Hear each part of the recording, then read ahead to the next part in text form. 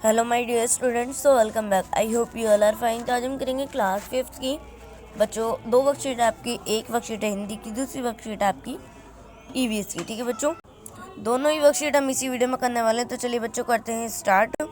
Hindi worksheet number है 123 ए। विद्यार्थी का नाम में आपको नाम आएगा, शिक्षक शिक्षिका का नाम है आपकी टीचर का। डेट क्या बच्चों 2 दिसंबर। नमस्ते प्यारे बच्चों, हम आशा करते हैं कि आप सभी स्वस्थ और खुश होंगे। प्यारे बच्चों, माँ शब्द सुनकर ही हम खुश हो जाते हैं। हमारी माँ हमारी एक मुस्कुराहट और हमारी खुशी के लिए क्या कुछ नहीं करती। आइए आज हम रतन की माँ से मिलते हैं। अपनी पाठ्य पुस्तक में दी गई कविता एक माँ की बेबसी बोलकर पढ़े। क्वेश्चन नंबर फर्स्ट है, अपनी माँ का चित्र बनाकर चिपका कर उनके बारे में कुछ पंक्तियाँ लिखिए। यदि आप चाहें तो दादी नानी का चित्र भी बना सकते हैं। तो बच्चों यहाँ पर अपनी मम्मी का चित्र यानी कि फ़ोटो वगैरह चिपका दीजिएगा और कुछ पंक्तियाँ लिख दीजिएगा। जैसे कि मैं बता दूँ आपको, मेरी माँ दुनिया की सबसे अच्छी माँ है। मेरी माँ मेरे लिए सबसे महत्वपूर्ण है। मेरी माँ मुझे बहुत प्यार करती है। वह मेरे लिए स्वादिष्ट खाना बनाती है, मुझे रोज़ सुबह स्कूल के लिए तैयार करती है। मेरी माँ मुझे पढ़ाई में मदद करती है। मैं भी घर के कामों में अपनी माँ की मदद करता हूँ। मेरी माँ मुझे अच्छी बातें सिखाती है। मेरी माँ मुझे कहानियाँ भी सुनाती है। मेरी माँ मुझे प्यार से बाबू बुलाती है। ठीक है बच्चों, चलिए बढ़ते हैं नेक्स्ट क्वेश्चन की तरफ। अपनी माँ के लिए 5 विशेष शब्द लिखिए। तो पहला है प्यारी, दूसरा लिखेंगे आप अच्छी, तीसरा लिखेंगे मेहनती, चौथा लिखेंगे आप दयालु, फोर्थ लिखेंगे आप सुंदर। क्वेश्चन नंबर 3 है, नीचे दिए गए उपसर्गों मिलकर बने कुछ शब्द लिखें। तो बच्चों फर्स्ट आपका बेबसी था ना, तो इसमें लिख दिया बेबसी और बेचारा।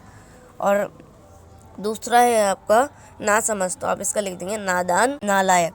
फिर फोर्थ है बच्चों आपका असंभव, अनादर, अदृश्य। ठीक है बच्चों, चलिए इधर आ जाते हैं। आओ बातचीत करें। प्यारे बच्चों, साथ दिए गए चित्र को ध्यान से देखिए। ये आपको क्या लगता है कि चित्र में दिखाई गई लड़की और औरत आपस में क्या बात कर रहे होंगे? अनुमान लगाकर उनका संवाद बातचीत लिखनी है आपने। तो बच्चों आप लिख सकते हैं, बच्ची का लिखेंगे काश मैं उड़कर पेंटिंग कर पाती, और औरत जो है वो बोलेगी बेटा संभल के। चलिए बढ़ते हैं नेक्स्ट वर्कशीट की तरफ। वर्कशीट नंबर है बच्चों 123 बी। ईवीएस की वर्कशीट है बच्चों आपकी। ठीक है, स्टूडेंट नेम आपका नाम आएगा, टीचर्स नेम आपके टीचर का। नमस्ते प्यारे बच्चों, हम आशा करते हैं कि आप सभी स्वस्थ एवं सुरक्षित होंगे। प्यारे बच्चों, हमने दिन प्रतिदिन के कार्यकलापों जैसे यातायात के संसाधनों का प्रयोग, खाना बनाने में प्रयोग किए जाने वाला एलपीजी सिलेंडर या स्टोव में प्रयोग होने वाली केरोसिन तेल आदि में ईंधन पर निर्भरता बढ़ती जा रही है। क्या आपने कभी सोचा है कि यह ईंधन हमें कहां से प्राप्त होती है? आइए नीचे दी गई बातचीत से पता लगाने की कोशिश करते हैं। फर्स्ट है, रमेश तेल शोधनशाल ऑयल रेफरेंस में काम करता है। उनका बेटा रवि उनके कार्यस्थल पर लेकर जाने का निवेदन करता है। तो एक दिन ये शोधनशाल ले जाते हैं। अब आप महापिता और पुत्र के बीच वहाँ हुई बातचीत को पढ़िए एवं पूछे गए प्रश्नों को उत्तर दीजिए। तो बच्चों फर्स्ट है, पिताजी आप यहाँ, पिता बोलेगा यहाँ हम पेट्रोलियम का उसके अधिक उपयोगी उत्पादों में संशोधन करते हैं। तो बच्चा बोला ठीक है, लेकिन पेट्रोलियम क्या होता है? तो बच्चे इधर आ जाते हैं। पेट्रोलियम एक ऐसा ईंधन है जो समुद्र की गहराई में पौधों और जानवरों के अवशेषों से बनता है। तो बच्चा बोल रहा है ओह ऐसा है। तो फिर उसके बाद नेक्स्ट है, तो ऐसे कौन से उत्पाद हैं जो पेट्रोलियम से प्राप्त होते हैं?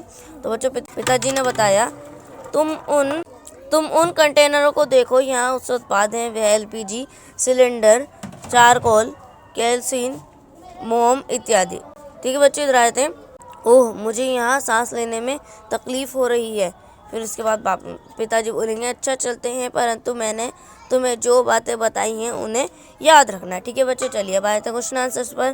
तेल संशोधन से आप क्या समझते हैं? तो बच्चों आप लिख देंगे जिन कारखानों में पेट्रोलियम का उससे अधिक उत्पादन में संशोधन होता है उसे संचाल कहते हैं। ठीक है, क्वेश्चन नंबर नेक्स्ट आपका, हमें पेट्रोलियम कहाँ से प्राप्त होता है? तो आप लिख देंगे हमें समुद्र की गहराई में जानवरों और पौधों में अवशेष से पेट्रोलियम मिलता है। ठीक है, फिर थर्ड क्वेश्चन है, पेट्रोलियम से प्राप्त होने वाले विभिन्न पदार्थ कौन से हैं? तो आप लिख देंगे एलपीजी, मोम, चारकोल, केरोसिन आदि। क्वेश्चन नंबर 4 है, रवि को सांस लेने में कठिनाई क्यों हो रही थी? तो आप लिख देंगे क्योंकि वहाँ पेट्रोलियम और उसके उत्पादों की बदबू थी। फिर क्वेश्चन नंबर नेक्स्ट, नीचे तालिका में दी गई वस्तु में कौन सा पेट्रोलियम पदार्थ उपयोग लाया जाता है, लिखिए। तो पहला है मोम में, फिर तो बच्चों इसका आप लिखेंगे मोमबत्ती में तो मोम, ठीक है। फिर उसके बाद है रसोई में इस्तेमाल होने वाली सिलेंडर में, तो इसमें लिखना आप LPG। उसके बाद है गाड़ी के इंजन में, तो इसमें होगा पेट्रोल। साइकिल की चैन में मोबियल, और जनरेटर में डीजल, ठीक है बच्चों। तो ये थी आपकी आज की वर्कशीट। नीचे रहते note for the teacher, the teacher should reach out the children for better understanding of the worksheet as per need. अभिभावकों के लिए सुझाव, पहले और आज के जीवन में ईंधन के बढ़ते प्रयोग के बारे में बच्चों के साथ चर्चा कीजिए। आई होप आप लोगों को वर्कशीट समझ में आ गई होगी। सो प्लीज़ चैनल को सब्सक्राइब करना मत भूलिएगा और बेल आइकन को भी प्रेस कीजिएगा बच्चों। तो चलिए मिलते हैं नेक्स्ट वीडियो में, तब तक के लिए take care and good bye.